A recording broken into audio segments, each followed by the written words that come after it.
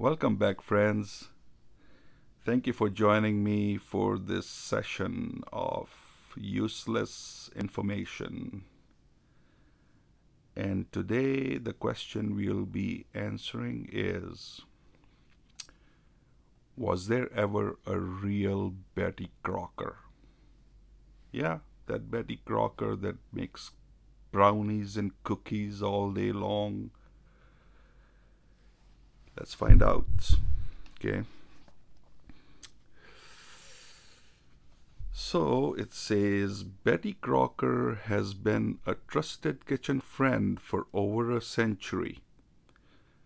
Her face has adorned flour and cake mix products for decades and has become associated with quality baking. Betty's familiar persona was, however, created as public relations aide by a 1920s milling company, a forerunner of General Mills Incorporated.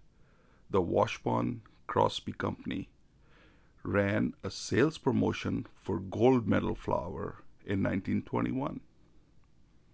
They offered consumers a pincushion shaped like a sack of flour if they could complete a jigsaw puzzle of a flour milling scene.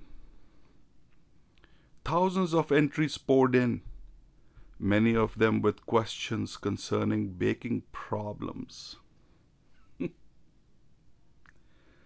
A man named Sam Gabe, the company's advertising manager, thought it would be appropriate for a woman to answer the letters. Taking the last name of recently retired company executive William G. Crocker and a friendly sounding first name, Betty. A fictitious name was created to sign the responses to inquiries. A woman from the company with a nice handwriting was chosen to sign Betty Crocker.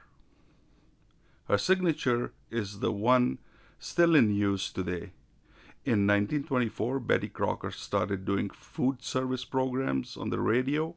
By 1936, Betty was so popular that a face was needed to go with the created persona. A portrait was commissioned from the prominent New York artist Nyssa McMain.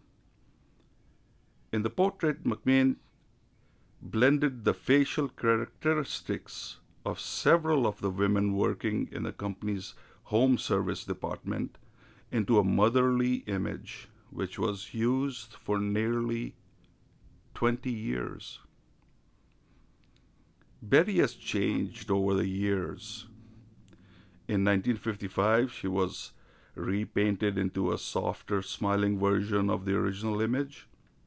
She was modernized again in 1965 and 1968.